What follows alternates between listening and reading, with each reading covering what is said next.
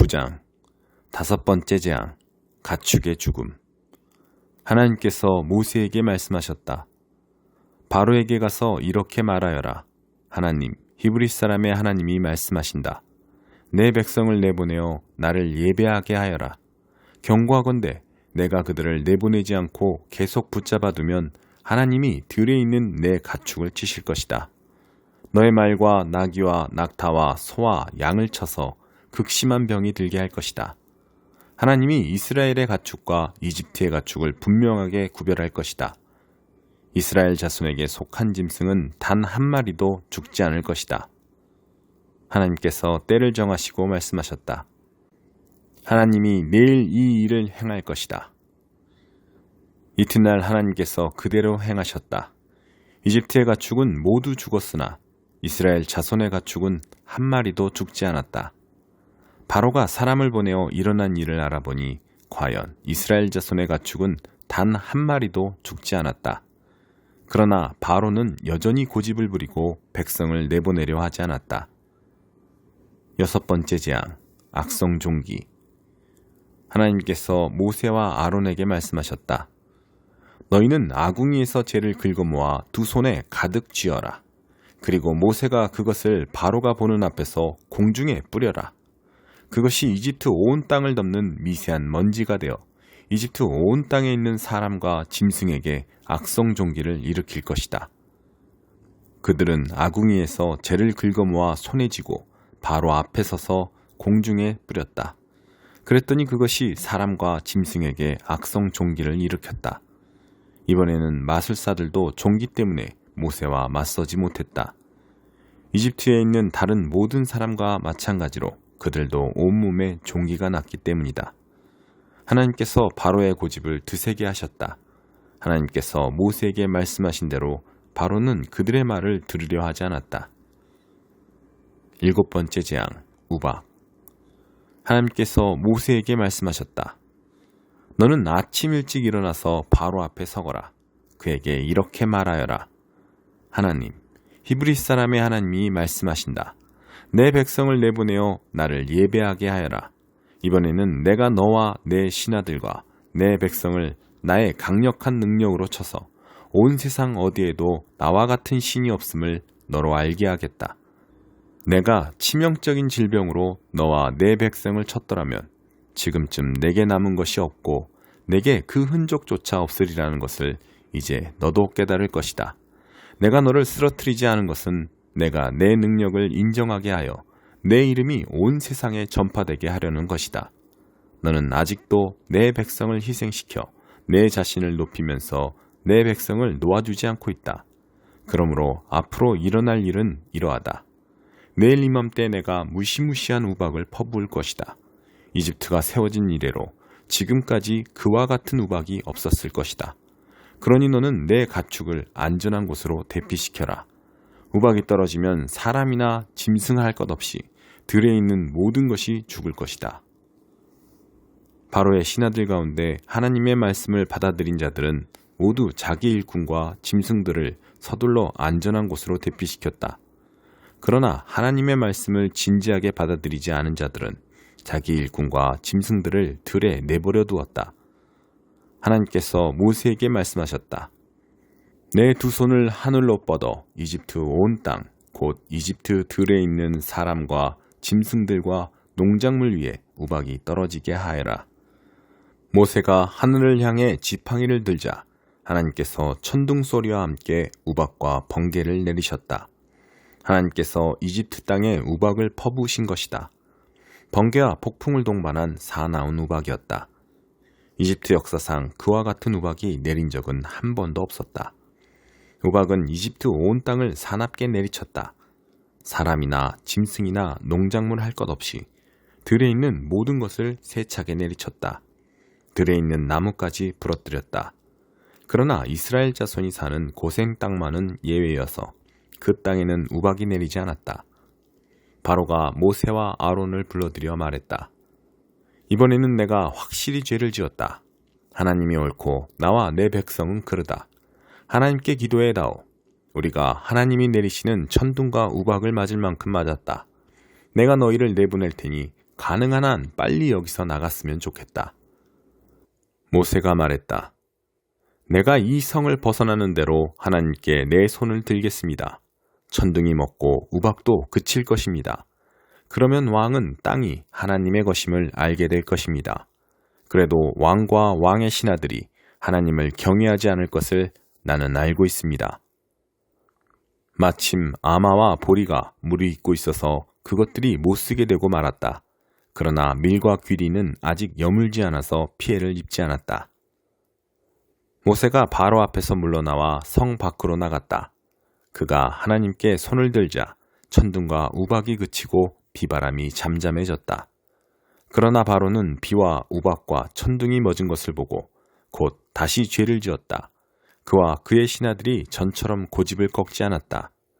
바로의 마음은 바위처럼 단단해졌다. 하나님께서 모세를 통해 말씀하신 대로 바로는 이스라엘 자손을 내보내려 하지 않았다. 12장 더러운 누룩을 주의하여라. 어느새 무리가 수천 명으로 엄청나게 늘어나 서로 발에 밟힐 지경이 되었다. 그러나 예수의 1차적인 관심은 제자들에게 있었다. 예수께서 제자들에게 말씀하셨다. 바리새인들의 누룩, 바리새인들의 거칠에 더럽혀지지 않도록 주의하여라. 너희는 자신의 참 자아를 영원히 감춰둘 수 없다. 머자나 본 모습이 드러나게 되어 있다. 너희는 종교의 가면 뒤에 영원히 숨을 수 없다.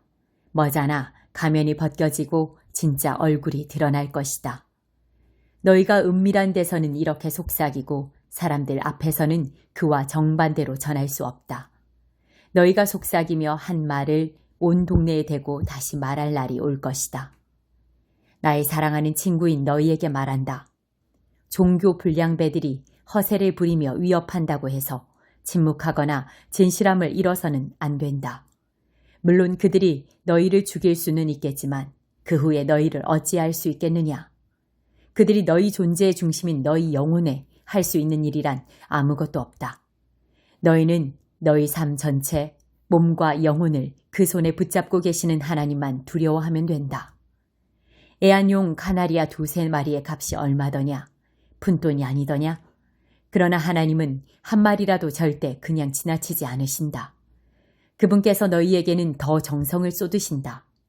세세한 것까지 일일이 돌보시며 심지어 너희의 머리카락까지 다 세신다. 그러니 괴롭히는 자들의 이런저런 말에 겁먹지 마라. 너희는 카나리아 수백만 마리보다 더 귀하다. 너희는 사람들 앞에서 내 편을 들어라. 그러면 인자도 하나님의 모든 천사들 앞에서 너희 편을 들 것이다.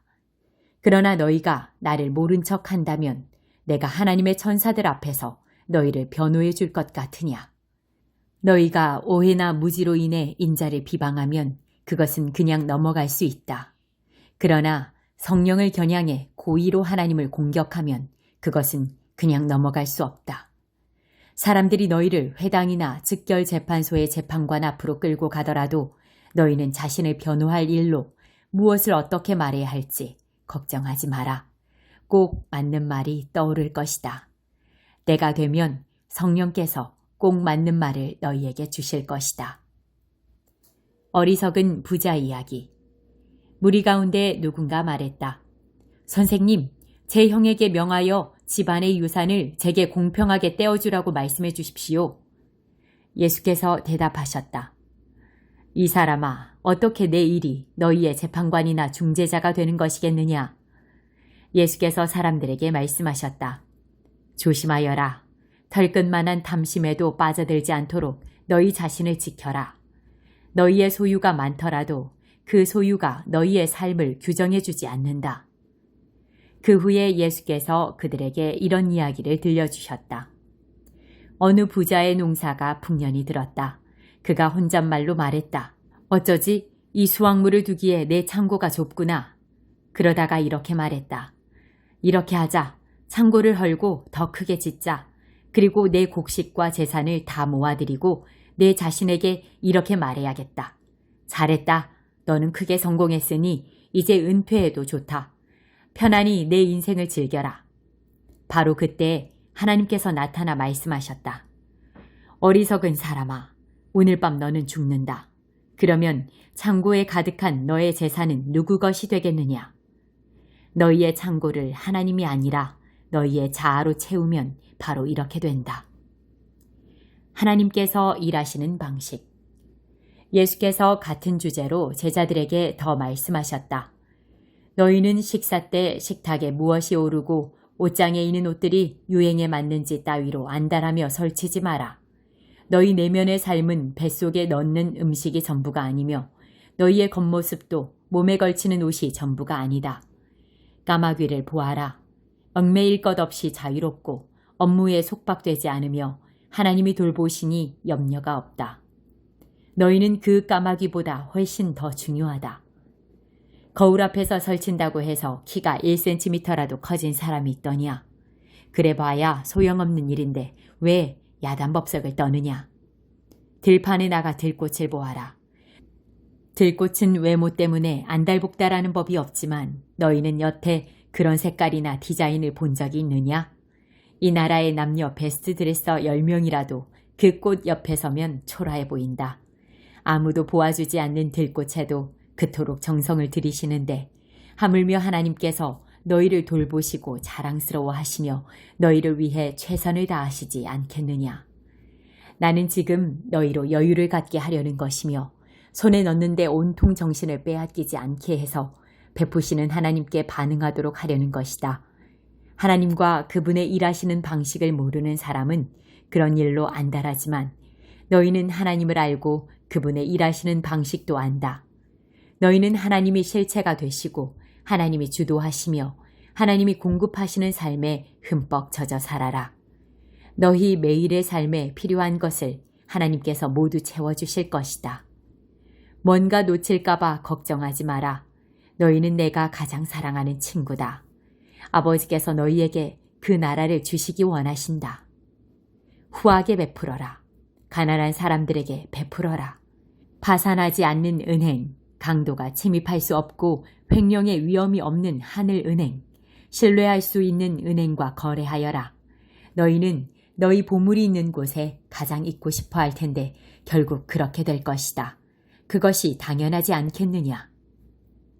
깨어있는 사람은 복되다. 늘 옷을 입고 있고 불을 밝혀두어라.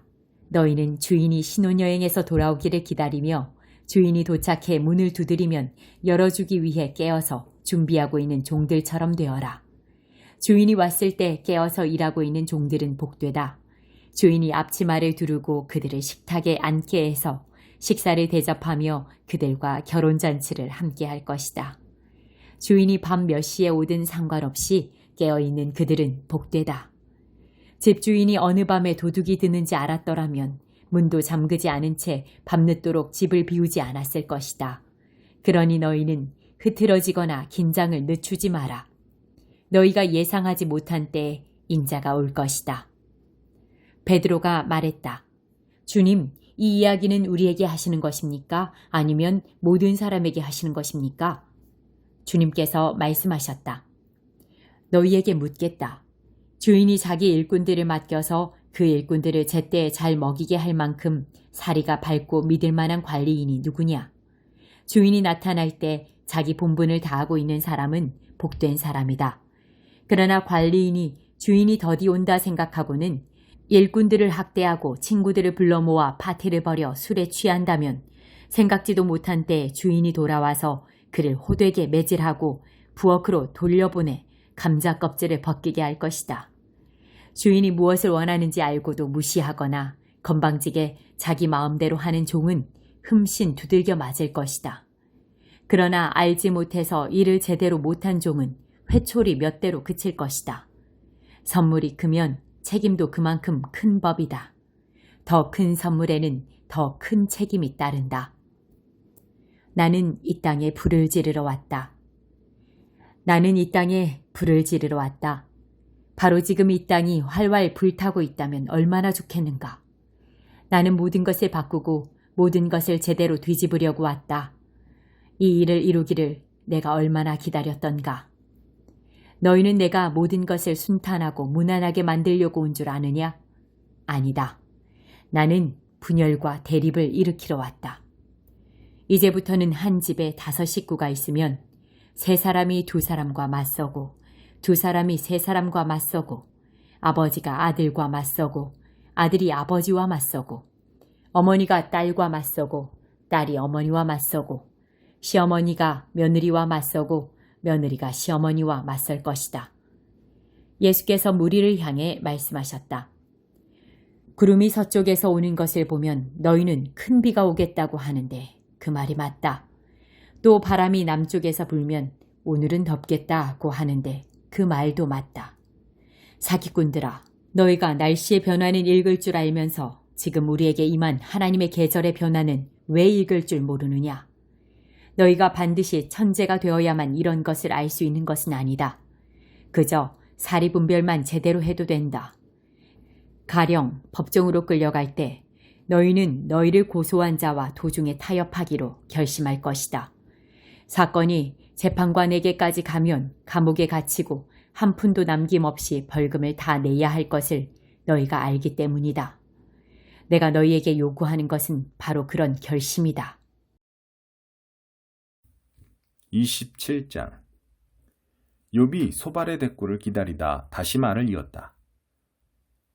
살아계신 하나님, 그분이 나를 부당하게 대하셨네. 전능하신 하나님, 그분이 내 인생을 파괴하셨네.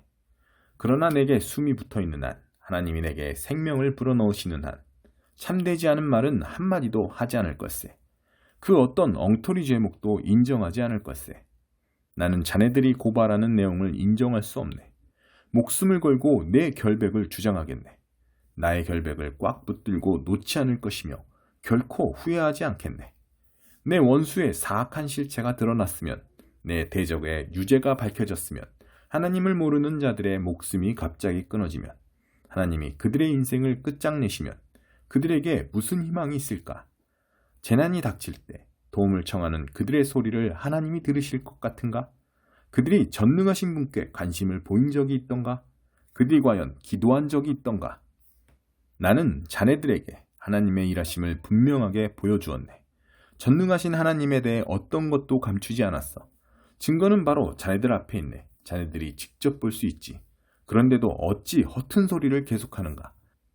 자네들이 했던 말을 그대로 자네들에게 돌려주겠네. 이것이 하나님이 악한 자들을 다루시는 방식이요. 악한 자들이 전능하신 하나님께 받을 몫일세. 그 자식들은 모두 비명 행사하고 식탁에 올릴 빵이 부족할 것이네. 그들은 전염병으로 죽을 것이나 과부들은 남편이 죽어도 눈물 한 방울 흘리지 않을 것세. 그들이 제 아무리 돈을 많이 벌고 최신 유행에 맞는 멋진 옷들을 사들여도 결국에는 선한 사람들이 그 옷을 입고 착한 사람들이 그 돈을 나누어 가질 거야. 그들이 아무리 근사한 집을 지어도 그 집은 한 차례의 겨울도 버티지 못할 걸세. 부자로 잠자리에 들지만 깨어나 보면 빈털털이라네. 두려움이 홍수처럼 그들을 덮칠 것이네. 한밤중에 회오리 바람이 불어 그들을 날려보내고 폭풍이 그들을 휩쓸 것이네. 그들의 흔적은 발자국 하나 남지 않게 될 걸세.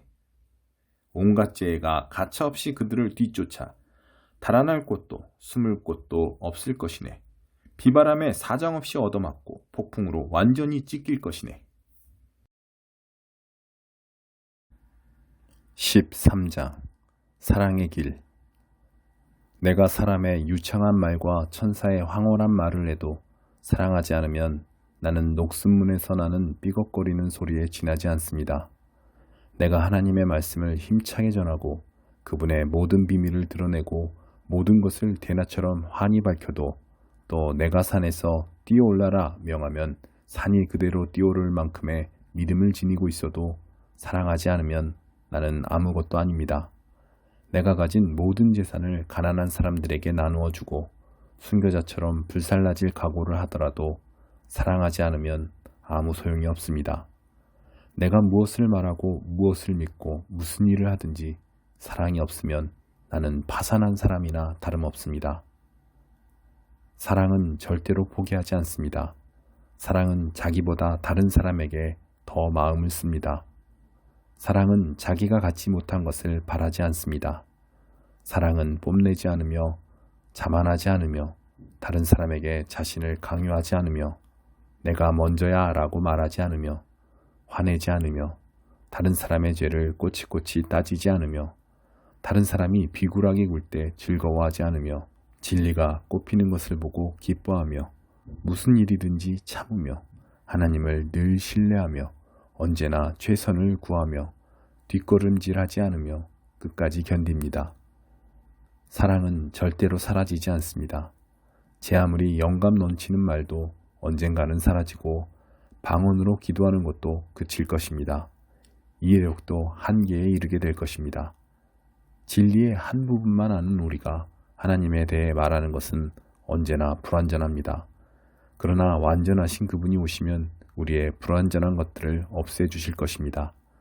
내가 어머니의 품에 안긴 젖먹이었을 때에는 젖먹이처럼 옹알거렸지만 다 자라서는 그러한 어린아이 짓을 영원히 버렸습니다. 우리는 아직 모든 것을 분명하게 보지 못합니다. 우리는 안개 한가운데서 눈을 가늘게 뜨고 그 속을 들여다봅니다. 그러나 머지않아 날이 맑게 개고 태양이 환히 빛날 것입니다. 그때가 되면 우리는 모든 것을 볼 것입니다. 하나님께서 우리를 보시는 것과 같이 모든 것을 또렷하게 보고 하나님께서 우리를 아시는 것과 같이 그분을 직접 알게 될 것입니다. 그러나 그 완전함에 이르기까지 우리는 다음 세 가지를 행함으로 완성을 향해 나아가야 합니다. 하나님을 꾸준히 신뢰하십시오. 흔들림 없이 소망하십시오. 아낌없이 사랑하십시오. 이 세 가지 가운데 으뜸은 사랑입니다.